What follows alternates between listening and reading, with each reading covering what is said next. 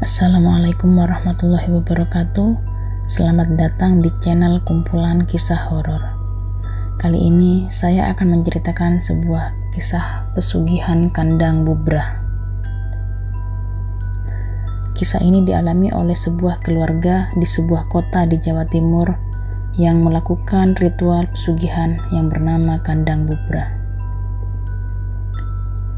Ada seorang perempuan bernama Nadia. Dia adalah anak bungsu dari dua bersaudara yang lahir pada tahun 1997. Kakaknya seorang laki-laki bernama Yoga yang lebih tua 4 tahun di atasnya. Nadia memiliki keluarga yang sangat hangat. Dia sangat bahagia memiliki kedua orang tua yang lembut, mengayomi, kakak yang penyayang, semuanya nyaris terasa sempurna. Orang tua Nadia berprofesi sebagai pedagang kecil di pasar. Mulai dari toko kecil hingga berkembang pesat sampai memiliki toko besar, hingga menjadi distributor sembako ke warung-warung sampai menyebar ke kota seberang. Perkembangan usaha orang tua Nadia terbilang cukup pesat, hingga mereka menjadi orang kaya dan terpandang. Nadia tinggal di kawasan perumahan. Dan di antara rumah-rumah lain, hanya rumah Nadialah satu-satunya yang paling sibuk merenovasi tanpa henti. Ada saja yang dibenahi atau diganti dari rumah tersebut, sampai bentuk rumah Nadia tidak karuan dan selalu kotor. Rumah Nadia direnovasi sejak awal tahun 2000-an, saat Nadia berusia sekitar 4 tahunan. Semenjak usaha ayah Nadia berkembang pesat, hubungan keluarga mereka malah tidak sehangat dulu waktu hidupnya masih sederhana. Ayah dan ibunya selalu bertengkar.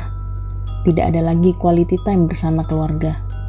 Ayah Nadia juga menjadi orang yang temperamental. Selama ayah Nadia merenovasi rumah, mereka sekeluarga dilarang membersihkan rumah. Jika ada yang ketahuan menyapu atau mengepel lantai, ayah Nadia langsung marah-marah dan mengucapkan, "Kamu mau mati." Rumah Nadia besar, namun sangat kotor, sehingga lebih cocok disebut kandang, bukan rumah. Nadia sampai malu kalau ada temannya yang bermain ke rumah. Nadia jadi serba salah. Awalnya, kehidupan berjalan baik-baik saja. Sampai suatu ketika, ibu Nadia berubah menjadi aneh. Ibu Nadia jadi sering melamun, pandangannya sering kosong, bahkan sakit-sakitan. Setiap jam 12 malam, ibu Nadia selalu ngelindur tidur sambil berjalan ke arah halaman belakang rumah. Diam, menatap ke arah pohon jambu.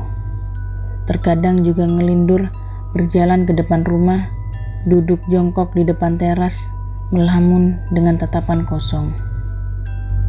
Ibu Nadia juga sering berteriak-teriak histeris ketakutan, seperti disergap oleh makhluk halus yang hanya ibunya yang bisa melihat. Waktu itu, mereka hanya berpikir mungkin itu adalah efek dari demam sang ibu. Sampai pada suatu hari, Nadia dan kakaknya melihat ayahnya membawa 2 kepala kambing hitam. Namun ketika Yoga bertanya, ayahnya malah marah-marah dan menyuruh mereka berdua masuk kamar. Ibu Nadia pernah berkata, "Maafkan ibu ya nak, kalian harus nurut sama bapak, biar hidup kalian selamat," ucapnya, sambil menangis yang membuat kedua anaknya juga ikutan menangis. Setelah itu, sakit ibunya semakin parah. Demamnya sampai membuat sang ibu kejang-kejang, sampai hari mengerikan itu terjadi. Mereka sedang makan malam yang tidak memiliki sekat dengan dapur. Saat itu, ibu Nadia mengatakan haus dan mau mengambil minum ke belakang. Tapi ibunya malah memasak air di panci besar. Nadia mengira mungkin ibunya mau mandi air hangat. Namun apa yang dilakukan ibunya? Di luar dugaan. Di depan mata kepala Nadia, ibunya berdiri di depan kompor, membuka tutup panci yang airnya sudah mendidih, dan sang ibu mencelupkan kepalanya sendiri ke dalam air mendidih ke dalam panci tersebut yang kompornya masih menyala. Mereka sekeluarga berteriak histeris. Ayah Nadia dengan sigap menghampiri ibu dan menarik paksa kepala ibu dari dalam panci. Tubuh ibu Nadia terjatuh ke lantai, tampak kejang-kejang tanpa bola mata hitam. Di situ, ibu Nadia meninggal dengan cara yang mengenaskan di depan suami dan anak-anaknya pada tahun 2002. Setelah kepergian ibu Nadia, rumah mereka mulai semakin banyak teror-teror yang semakin menjadi. Mereka mulai dihantui oleh makhluk kepala kambing yang mana kehadirannya telah diundang. Dan awal mula petaka terjadi.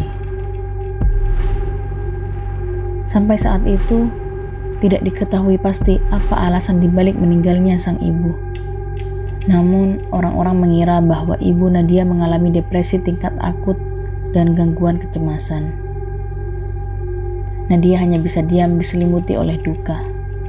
Hari-hari tanpa ibu terasa sangat berbeda, hampa, kosong, seperti raga tanpa jiwa. Semenjak usaha ayah Nadia berkembang, sang ayah tidak mau memakai pembantu rumah tangga karena tidak suka kalau ada orang luar di antara mereka. Alhasil, sang ibulah yang mengurus semua pekerjaan rumah sendiri. Selain itu, ibu Nadia juga membantu usaha sang ayah. Namun, yang sangat berbeda adalah suasana rumahnya. Nadia merasa asing di rumah sendiri. Suatu malam, Yoga mengetuk kamar Nadia. Dia tampak gemetar ketakutan dan minta tidur di kamar Nadia tanpa bercerita apapun. Namun, beberapa tahun setelah kejadian itu, sang kakak baru bercerita bahwa sebenarnya malam itu dia bermimpi melihat ibunya dikerengkeng rantai besi. Ibunya menangis kesakitan dan berteriak, menyuruh Yoga lari. Namun kemudian ada makhluk hitam besar menyergap dia dan akhirnya Yoga tersentak bangun. Namun, ketika Yoga terbangun, dia masih mendengar suara ibunya menangis dari halaman belakang. Memang, semenjak mereka sering ditinggal berdua di rumah, mereka sering mendengar suara-suara aneh seperti langkah kaki keras dari lantai atas, tepatnya dari ruang kerja sang ayah, yang mereka semua dilarang untuk membuka apalagi masuk ke ruangan tersebut. Suara benda terjatuh, suara orang menangis, bahkan Yoga pernah melihat sosok seperti kuntilanak yang merayap di jendela kamarnya. Kuntilanak tersebut tersenyum lebar dengan mata melotot menatap ke arahnya. Hampir setiap malam mereka sering mendengar suara kambing dari arah belakang. Padahal mereka tinggal di kawasan perumahan yang bisa terbilang elit. Tak ada satupun tetangga yang memelihara kambing. Bahkan, tetangga Nadia juga mendengar suara kambing dari arah rumah Nadia mulai tengah malam sampai menjelang subuh. Tahun demi tahun mereka menjalani kehidupan dengan segala keanehan dan teror mistisnya. Ternyata, pada setiap malam Selasa, ayah Nadia selalu membawa kambing hitam ke ruangan terlarang, menyembelihnya, dan kepala kambingnya digunakan sebagai ritual. Ya, ritual pesugihan. Bisnis ayah Nadia memang semakin maju. Beliau mendapatkan banyak proyek-proyek lain. Tidak dipungkiri, Nadia dan Yoga pun ikut menikmati fasilitas kekayaan ayahnya. Sang ayah juga sering bersedekah ke masjid dan panti-panti. Setidaknya, itu hal positif yang Nadia lihat dari ayahnya. 10 tahun berlalu semenjak kematian ibunya. Pada tahun 2012, ayah dan kakak Nadia bertengkar hebat. Yoga mengamuk sambil membawa pisau, sambil berkata kepada ayahnya, "Kamu bunuh ibuku, sekarang gantian." Nadia berusaha menahan Yoga agar tidak kelepasan. Sang ayah hanya terdiam tanpa perlawanan apapun.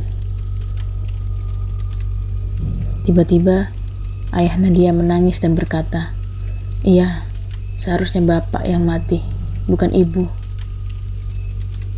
Ayahnya menceritakan bahwa selama ini dia melakukan pesugihan dan atas persetujuan sang ibu.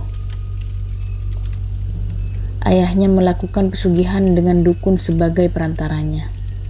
Awalnya, perjanjian itu tidak meminta tumbal manusia, hanya ritual penyerahan kepala kambing. Namun sang ayah membuat kesepakatan lain dengan sang iblis tanpa sepengetahuan dukun, di mana sang iblis meminta tumbal lain dari orang yang paling disayang. Sang iblis meminta salah satu dari kedua anak ayahnya, yaitu Nadia atau Yoga.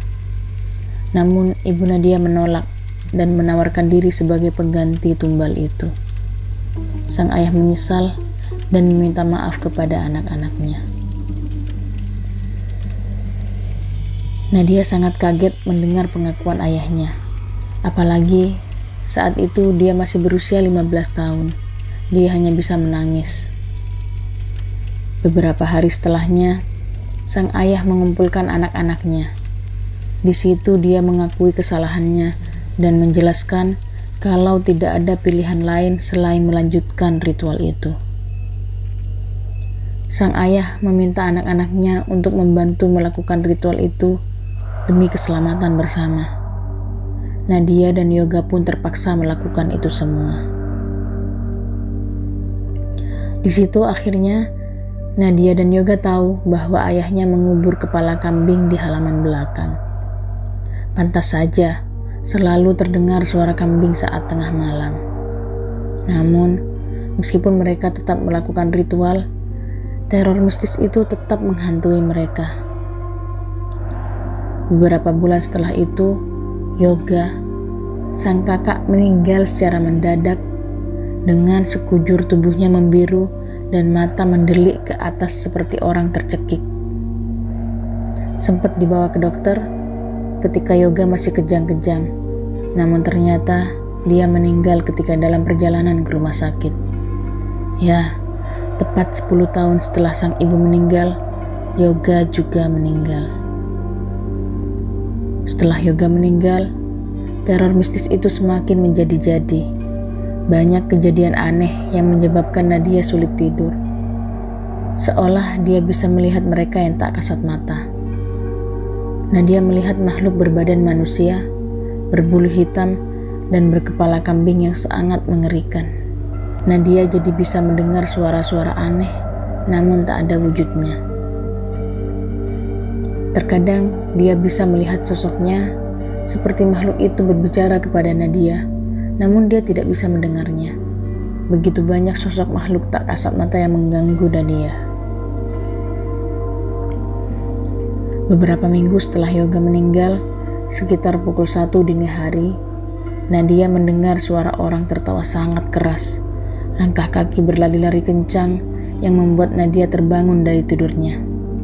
Nadia memberanikan diri untuk naik ke lantai atas. Pelan-pelan, Nadia mencoba untuk mengintip ruang terlarang itu.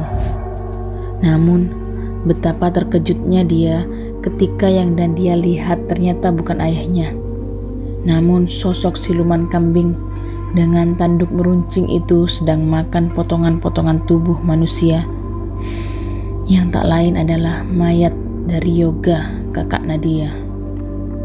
Nadia syok, tubuhnya bergetar, lalu makhluk itu menengok ke arahnya, lalu menyergap Nadia. Lap, seketika Nadia pingsan. Semenjak kejadian itu, siluman kepala kambing selalu menghantui Nadia setiap malam Selasa. Ayah Nadia masih terus melakukan ritual kepala kambing dan usahanya memang semakin berkembang. Namun hidup Nadia semakin tersiksa karena selalu diganggu oleh mereka yang tak kasat mata. Singkat cerita, tiba-tiba ayah Nadia mengajak pergi ke suatu desa yang dekat dengan alas mistis. Sepanjang perjalanan, Nadia melihat banyak sosok makhluk halus. Ternyata, sang ayah mengajak Nadia ke rumah dukun tempat ayahnya melakukan ijab kabul pesugihan dulu. Tujuan ayahnya mendatangi rumah dukun itu karena dia ingin melepaskan ikatan pesugihan tersebut. Namun, sang dukun tidak dapat membantu karena ayah Nadia telah membuat perjanjian sendiri dengan sang iblis. Dukun itu berkata, "Keserakahan kamu sendiri yang membuat kamu seperti ini." Ayah Nadia pun marah-marah sehingga sang dukun mengusir mereka. Semenjak itu, ayah Nadia tidak melakukan ritual sampai suatu hari dia mengamuk di ruang kerjanya sendiri sampai menangis. Bertahun-tahun mereka datang dari orang pintar satu ke orang pintar lainnya untuk melepaskan ikatan pesugihan itu. Namun hasilnya nihil. Makhluk itu masih saja tetap datang mengganggu Nadia.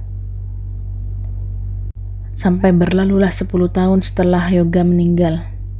Ya, pada tahun 2022, Nadia menjadi tumbal terakhir dari pesugihan kandang bubrah ini. Dia juga meninggal.